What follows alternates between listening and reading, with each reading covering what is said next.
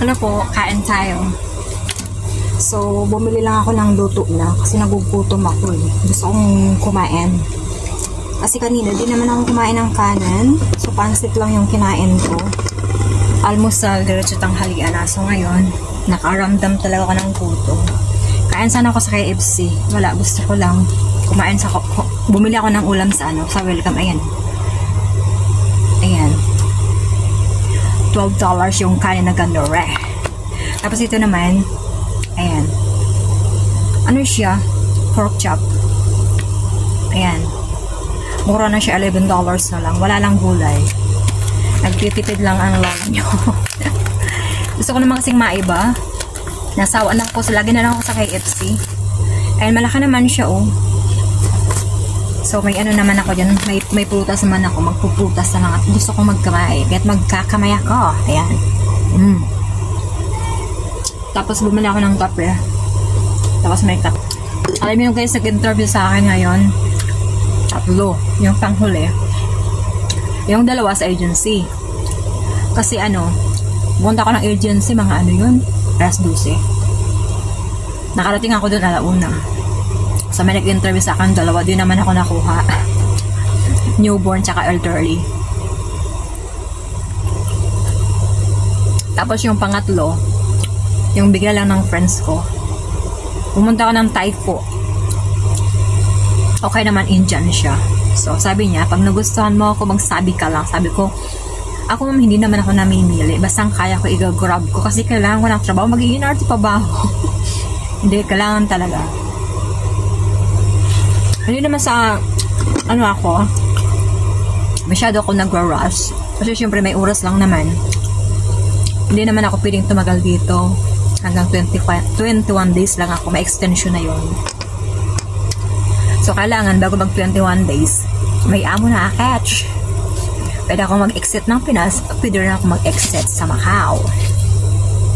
Pero syempre gusto pa rin umuwi ng Pinas. Kasi another 2 years na naman bago ako makauwi.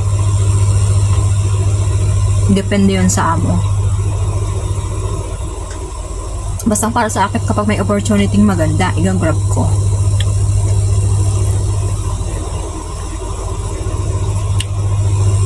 Double purpose habang kumakain, nagbablog.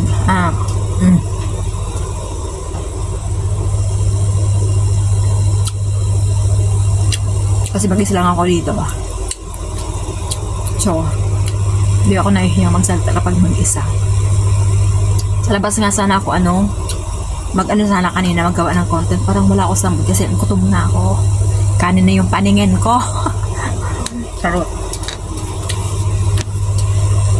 Ano ba kukunin ko? Tauyo.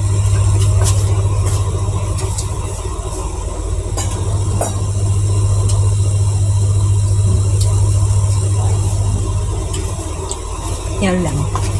Hindi ko makita yung tauyo. Ang kaya nakalagay.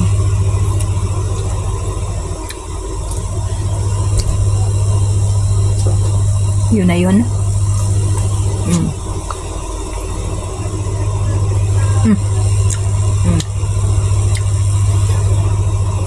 Dito guys, kada bed, double deck yan. Isa sa taas, isa sa baba. Kaya 4 kami rito.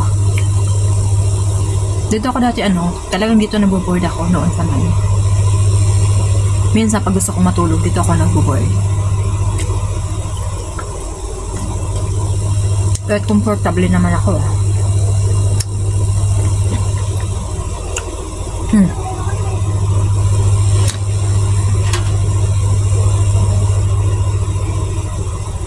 Parang may bagong sa taas.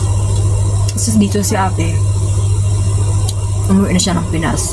Waiting visa na lang yun, may amo na yun. Yung dito, parang bago. Hindi ko pa siya nakita. Kasi kadarating ko lang. So mamaya makikita kung sino siya. Makikilala ko.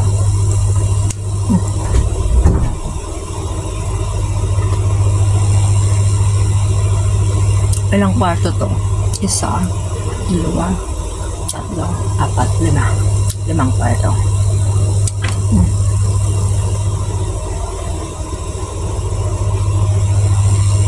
Kaya ko bang maubos yung kanin ko? Ang dami.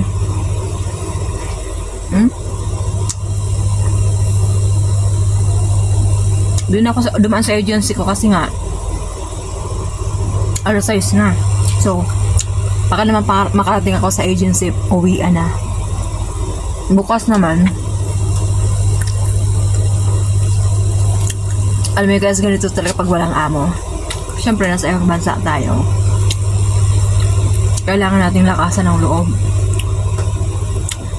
Kapag may nag-i-interviews nga, kailangan tibayan mo yung ano mo, pagsasalita mo, walang hiya-hiya.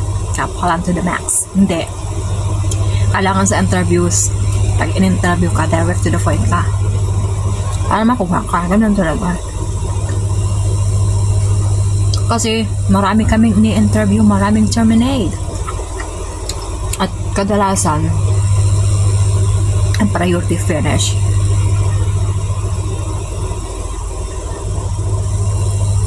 May mga terminate na madaling makuha. Depende sa amo kapag nagustuhan ka.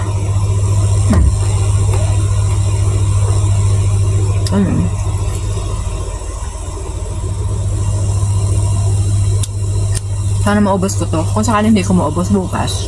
Ayan. Kasi sa KFC, nasawa na ako sa puro chicken. Sawa na ako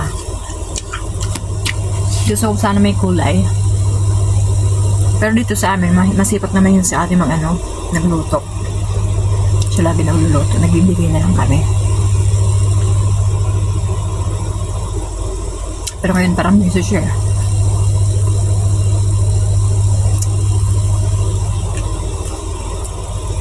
Wala siya. Wala pa siya. Hindi ba sarang ka pa niyan?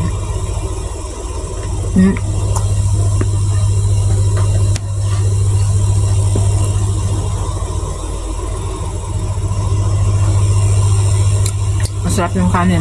Bagong luto, mainit pa.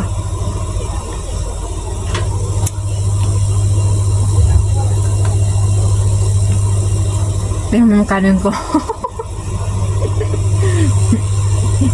Ginoo. Kasi papunta pa ako ng kitchen Ganyan na lang.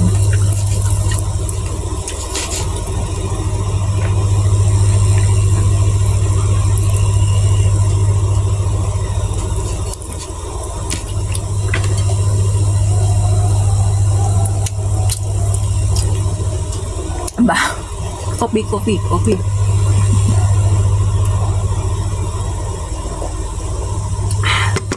Salamat. Thank you for bye-bye.